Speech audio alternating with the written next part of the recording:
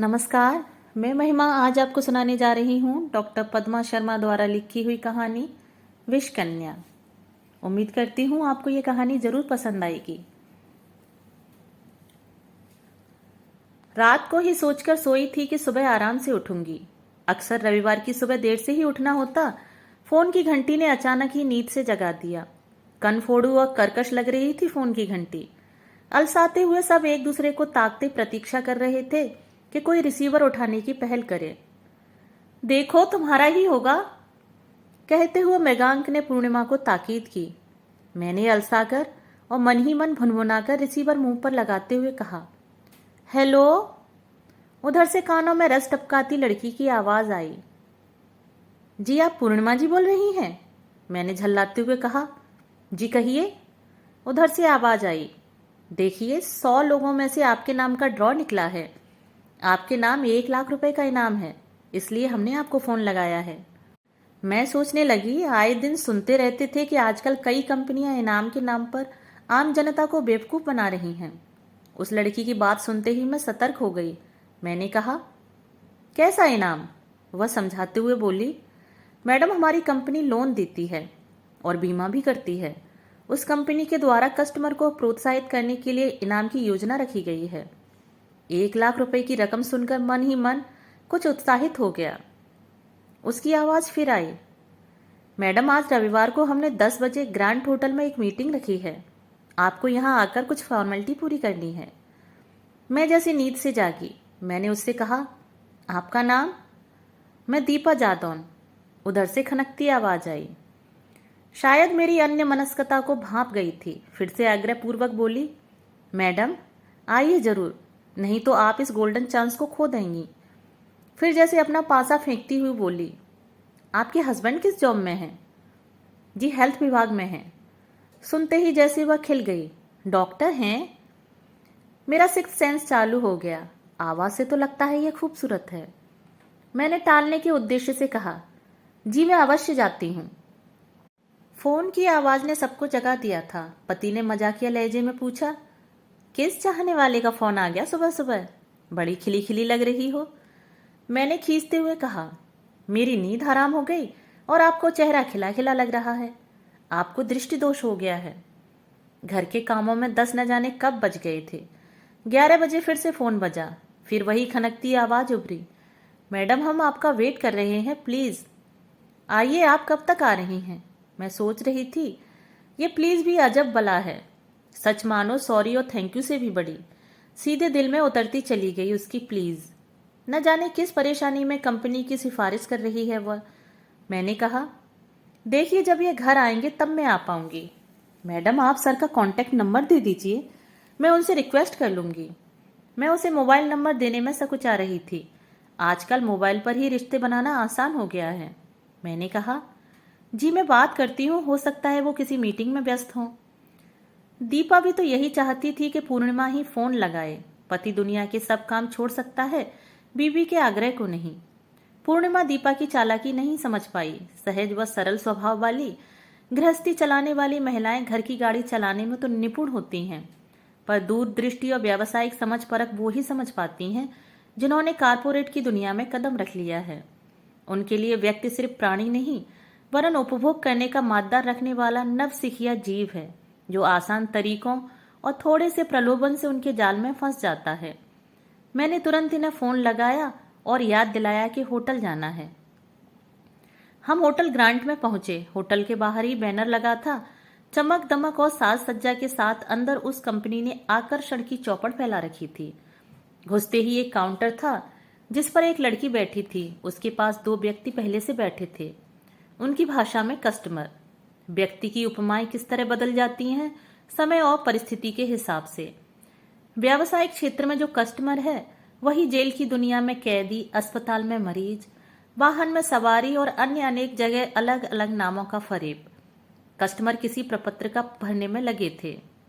हम लोगों को देखकर उसने हंसते हुए स्वागत किया और कहा, हेलो आई एम स्वाति। कहने के साथ ही उसने हाथ आगे बढ़ा दिया। उसने मुझसे हाथ मिलाया, फिर मृगांक से। मृगांक ने भी उतने ही गर्मजोशी से हाथ मिलाया। मैं बारी बारी से दोनों के चेहरे देख रही थी। दाईं तरफ भी एक बड़ी मेज और कुछ खाली कुर्सियां पड़ी थीं। छोटे छोटे काउंटर बना दिए गए हैं। हमें बैठने को कहा गया। मेरी नजरें चारों ओर घूम रही थीं। सामने तख्त रखकर एक छोटी सी स्टेज भी बना दी गई थी, शायद उद्घाटन के लिए, जो अब तक हो चुका था। वहां पड़ी कुर्सियों पर 2 सूटेड बूटेड सज्जन बैठे थे, कुछ कागजों में उलझे हुए। लड़की ने हमें एक फॉर्म दिया जिसे भरना था, अपना नाम, पता, फोन नंबर, व्यवसाय आदि। फॉर्मेलिटी पूरी कर दी थी हमने। लड़की ने उस फॉर्म को एक रजिस्टर पर चढ़ाकर एक फाइल में वो फॉर्म रखकर स्टेज पर बैठे सज्जनों की तरफ प्यून से पहुंचवा दिया। होटल के पूर्व दिशा की ओर एक बड़ी सी टेबल थी। वहां एक लड़की जीन्स और जैकेट पहने बैठी थी। कुर्सी पर 2 पुरुष और 2 महिलाएं बैठे थे। लगता था 2 फैमिली हैं। सबको अटेंड करने वाले अलग अलग थे। पुरुषों के लिए ड्रेस कोड था, स्काई ब्लू शर्ट और काली पतलून के साथ लाल कलर की टाई। लड़कियां जीन्स और जैकेट में चहक रही थीं, सब सुंदर और आकर्षक व्यक्तित्व के धनी। अब स्कूलों में भी सुदर्शना टीचर की डिमांड होने लगी है। व्यावसायिकता स्तर पर तो और भी अधिक आकर्षक व्यक्तित्व को प्राथमिकता दी जा रही है। डिग्री के साथ सौंदर्य जैसी योग्यता को प्रमुखता न देकर सिर्फ उपयोगिता के रूप में उपभोक्ता का स्वरूप प्रदान कर दिया गया है। उत्पाद बेचना है तो महिलाओं को काम पर लगा दो। अब हम लोगों को दीपा जादौन की टेबल पर बिठा दिया गया था। उसने हाथ बढ़ाकर कहा, दीपा जादौन। मैंने हाथ मिलाया। फिर मृगांक ने पुरुषों को हाथ मिलाने से बड़ा अच्छा लग रहा था। टच थेरेपी जो काम कर रही थी, मृगांक के चेहरे के भाव बदल गए थे। मैंने ध्यान से देखा तो सक पका गए। हंसते हुए उसने हमें बैठने का इशारा किया। बैठकर उसने एक कागज पर पेन से कुछ लिखना शुरू कर दिया। जी सर, आपका नाम? मृगांक ढेंगुला। आप शर्मा और ये ढेंगुला, क्या लव मैरिज हुई है? मैंने सोचा ये मना न कर दें, इसलिए तपाक से कहा, जी हाँ। आप किस जॉब में हैं? स्वास्थ्य विभाग में। फिर कुछ याद करती सी बोली, हाँ मैडम ने बताया था। पेन कागज पर चलाती हुई बोली, आपको पता है बीमा की कुल कितनी कंपनियां हैं? थोड़ी देर बाद रुकी, फिर उत्तर देती हुई बोली, कई हैं, पर उनमें से रजिस्टर्ड केवल 34 हैं, जिनमें से कुल बीमा कंपनी 19 काम कर रही हैं। इनमें से 10 तो चल ही रही होंगी। उसने ध्यानपूर्वक बारी बारी से हमारे चेहरों को देखा। वह संतुष्ट हो गई कि हम ध्यान से उनकी बात सुन रहे हैं। उसने फिर से बोलना शुरू कर दिया, 10 में से आदमी को चॉइस करने में परेशानी होगी। हम एक ही छत के नीचे आपको गाइड करेंगे और सलाह देंगे। देखिए, आदमी 4 सेक्टरों में पैसा इन्वेस्ट करता है, बैंक में, पोस्ट ऑफिस में, शेयर मार्केट में और इंश्योरेंस में। हमारी कंपनी पोस्ट ऑफिस को छोड़कर बाकी तीनों सेक्टर में काम कर रही है। मैंने कहा, पर हमें तो यहाँ इनाम के लिए बुलाया गया है।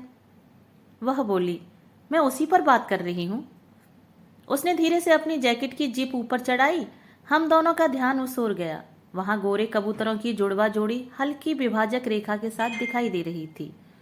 शरीर कुलांचे मार बाहर निकलने को उद्यत था।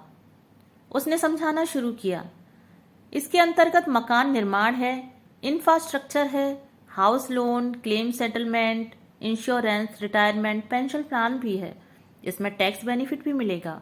कहकर उसने बारी बारी से हमारे चेहरों को देखा। वह जानती है, टैक्स बचाने वाले की सोच हर नौकरी वाला रखता है और अंतिम प्रयास तक उसे बचाए रखने के लिए कई जगह रुपए इन्वेस्ट करता है। वह बोली, देखिए, आजकल जिंदगी का कोई भरोसा नहीं। हम घर से निकलते हैं कई आशाओं के साथ, पर लौटना अनिश्चित होता है। आज जब हर तरफ आतंक और दुर्घटनाओं का बोलबाला है, हमारा जीवन सुरक्षित नहीं है। ऐसी स्थिति में हम चले तो जाते हैं, पर हमारे अपने जो इस दुनिया में अकेले रह जाते हैं, उनके लिए आर्थिक व्यवस्था करना हमारी जिम्मेदारी है। अब उसने मृत्यु और दुर्घटना का भय दिखाकर बीमे की बात शुरू कर दी। हमारे यहाँ एक्सीडेंटियल बीमा होता है।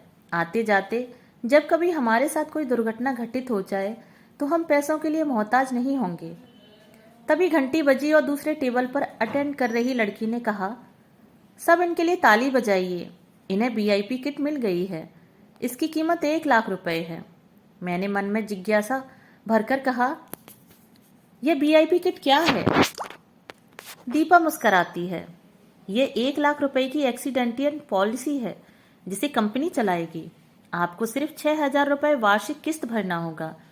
इसमें लाइफ के इंश्योरेंस प्लान में 5 वर्षों तक लगातार किस्त भरने पर 20 वर्ष तक रिस्क कवर बनी रहती है।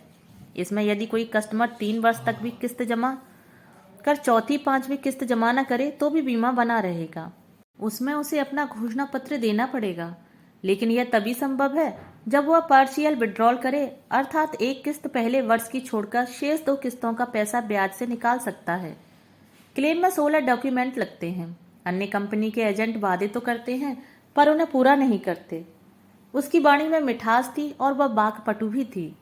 थोड़ा रुककर वह फिर से बोली, 100 रुपये वार्षिक देने पर 1 लाख का एक्सीडेंटल बीमा हो जाएगा जिसे कंपनी चलाएगी, पर उसके लिए आपको बीमा करवाना होगा। मेरा मन व्यग्र हो रहा था। कंपनी की सोची समझी चाल, जिसे ग्राहक कंपनी की मेहरबानी समझ रही है, वह दरअसल ग्राहक की जेब का ही पैसा है जो दुर्घटना में मौत पर ही मिलेगा। जैसे चलती फिरती जिंदगी में अर्थी की तैयारी। एक फोन नंबर लिखकर उसने कहा, हमारी कंपनी का ये मूल नंबर है। आप जिस शहर का कोड लगा देंगे वहीं के चेयरमैन से बात हो जाएगी। बस आपके हाँ करने की देर है। वैसे भी अब केवल 2 ही VIP किड बचे हैं। उसने गहरे आत्मविश्वास से इनकी आंखों में झांका। कुछ देर ये भी उसकी आंखों में डूबते उतराते रहे। मैंने कोहनी से इन्हें टच करते हुए इनके सम्मोहन को तोड़ा। इन्होंने कहा, जी देखिए, हमें कोई बीमा नहीं कराना, हम पहले से ही बीमाधारी हैं। जिंदगी के प्रति मोह कितना होता है कि जीते जी मरने के बाद के फायदों के बारे में सोचने लगता है व्यक्ति। अपनी जरूरतों में कमी करके एक एक पाई जोड़ेगा। दुर्घटना की आशंका की पहले से व्यवस्था जिंदगी को कितने व्यवहारिक तौर पर देखने लगे हैं हम, एक व्यवसाय और उत्पाद की तरह। अन्य अटेंडर लड़कियां भी संजी समरी घूम रही हैं। पेंसिल हील पहने खटखट की आवाज लोगों के कानों में समाती जा रही है। टाइट जीन्स और जैकेट में वे किसी सुंदर रोबोट का काम कर रही हैं, जिसके इशारे पर कस्टमर अपना सब उनके कहे अनुसार दांव पर लगाने को आतुर हैं। स्त्री के मानवीय सौंदर्य की सहज अनदेखी हो रही है। उसे सिर्फ देह तक सीमित कर दिया गया है। उसने फिर से पासा फेंकते हुए कहा, देखिए, हमारे यहाँ 18 से 20% इंटरेस्ट मिलता है। फिर प्यून से मुखातिब हुई, जरा इनका ऑफर चेक करना, उसमें क्या इनाम है। मैंने मृगांक से कहा, कंपनी इसे कितनी सैलरी दे रही होगी। उस सैलरी में ज्यादा यह परिश्रम कर रही है। उसे तनख्वाह तो अपनी बुद्धि की मिलती है, पर देह को शस्त्र के समान प्रयोग में लाने का उसे क्या मेहनताना मिलेगा। स्त्री की नई छवि बनाने वालों ने स्त्री को अतिरिक्त मूल्य यानी सिर्फ श्रमिक बनाया है, जिसे मजदूरी भी पूरी नहीं मिलती, बल्कि मुनाफा मालिकों की तिजोरी में रहता है। सिर्फ सुंदर स्त्री, कमेरी स्त्री, आजाद स्त्री, ऐसी सुंदर और स्वतंत्र स्त्री जो राष्ट्रीय बहुराष्ट्रीय निगमों का माल, ब्रांड और उपभोक्ता सामग्री बेच सके और मालिकों के लिए ज्यादा से ज्यादा मुनाफा कमाकर दे सके, भले ही इस यज्ञ में उसे चौराहे पर निर्वस्त्र होना पड़े। उसने बात बदलते हुए कहा, मैं ग्वालियर की रहने वाली हूँ। भाभी जी, आप कहाँ की रहने वाली हैं? अब वो मैडम की जगह भाभी जी कह रही थी। उसने मेरी पूरी शिक्षा ग्वालियर की नोट की थी और मुझे ग्वालियर के नाम से द्रवित करना चाहती थी। आखिर मायका सब पर्यटन स्थलों से बड़ा होता है। मुझे उसका भाभी जी कहना भला लगा, क्योंकि अप्रत्यक्ष रूप से मृगांक उसके भाई थे। मानवीय संबंध, ब्रांड, उत्पाद और कंपनी की खाते नवीन रूप और स्वरूप ले रहे थे। भाई साहब, आप कहाँ से हैं? लाइए मैं आपका फॉर्म भर दूं। आपका नाम? पूर्णिमा शर्मा। आप ग्वालियर में कहाँ हैं? कहकर उसने अपने परिवार का परिचय दिया। मैं गोले के मंदिर पर रहती हूँ। मेरे परिवार में मेरी माँ और 2 भाई हैं। चेहरा देखकर उसने फिर से प्रश्न दागा, आपकी शादी कब हुई? इन्होंने जल्दी से कहा, जी 1993 में। वह बोली, मेरी भी सगाई हो गई है, वो भी आर्मी में है, मैसूर में। हॉल में हल्का संगीत बज रहा था। भाभी जी, आपके बच्चे कितने हैं? 2। बड़े का नाम क्या है? ईशान। अरे, ये नाम तो तारे जमी पर फिल्म में था। दूसरा बेटा है या बेटी? दूसरी बेटी है, आयुषी। अब उसने अंतिम हथियार फेंका। आप लोग रिटायर हो जाएंगे तो मकान की आवश्यकता होगी। हर महिला का सपना होता है एक सुंदर घर में रहने का। वह अब मुझे पटा रही थी। उसे गलतफहमी थी कि घर में मेरी चलती है। थोड़ा रुककर बोली, आपका सपना साकार हो सकता है, हम करेंगे आपका सहयोग। हमारी कंपनी आपको लोन दे सकती है। कोने में बैठे कस्टमर को अटेंड करने वाली लड़की ने एक झुंझुना बजाया और कस्टमर पति पत्नी के हाथ ऊपर उठाकर कहा, एक डील फाइनल हो गई है, सब इन्हें बधाइयां दें। अब तक मेरे मनोमस्तिष्क पर होम लोन नसर करने लगा था। मैंने इनसे कहा, हम कितने दिन से परेशान हो रहे हैं बैंकों के चक्कर काट काट कर। लोन पास नहीं हुआ, क्यों ना इनसे ही लोन ले लिया जाए। मृगांक को लग रहा था कि नशा मुझ पर हावी हो रहा है। उन्होंने कहा, अरे ये लोग अभी तो लुभावने सपने दिखा रहे हैं, बाद में चक्कर लगवाएंगे और ऊपर से इंटरेस्ट भी ज्यादा लेंगे। आज जो कुछ भी कंपनियां दे रही हैं वह बाजार की और अपनी शर्तों पर, केवल अपने फायदे के लिए। देखने में लगता है कि ग्राहक का फायदा है, पर असल में कंपनी का फायदा होता है इसमें केवल। वे मुझे समझा रहे थे। और देखो, व्यावसायिक जाल फैलाने के लिए ब्यूटीफुल टीनएजर्स का इस्तेमाल किया जा रहा है। ये सब विषकन्या लग रही हैं, जो अपने कमीशन के फेर में सीधे सादे ग्राहकों के मनो मस्तिष्क में कंपनी का जहर फैला रही हैं। जहां एक तरफ आज की स्त्री आत्मविश्वास से भरी है, वहां क्या स्त्री का काम सिर्फ सजना संवरना है? ये उत्तेजित मुद्रा में थे। कौटिल्य के अर्थशास्त्र की पंक्तियां सुनाते हुए बोले, बंध की पोषकाः परम रूप यो विना विह स्त्रीभिः सेना मुख्यान उन्माद ये युह। स्त्रियों का पालन पोषण करने वालों को चाहिए कि वे सुंदर रूपवती स्त्रियों के द्वारा प्रमुख व्यक्तियों को प्रमादी बनवा दें। मैंने कहा, तो फिर बीमा ही करवा लीजिए। मैं जोर डाल रही थी। दुकान पर जाओ और खाली हाथ वापस आओ तो अच्छा नहीं लगता, उत्साह कम हो जाता है। और मैं तो कई लोगों को अपने 1 लाख रुपए के इनाम के बारे में बता चुकी हूँ। अब मेरी रेपुटेशन का भी तो सवाल है। मैंने दलील दी। मृगांक कई उदाहरण देकर समझा रहे थे। थोड़ी देर बाद बीमे के उपलक्ष्य में हमारे लिए भी झुंझुना बजाया जा रहा था। हमारी समझदारी को विषकन्या ने डस लिया था। दोस्तों, अभी आप सुन रहे थे डॉक्टर पद्मा शर्मा द्वारा लिखी हुई कहानी विषकन्या। मिलते हैं एक नई कहानी के साथ। धन्यवाद।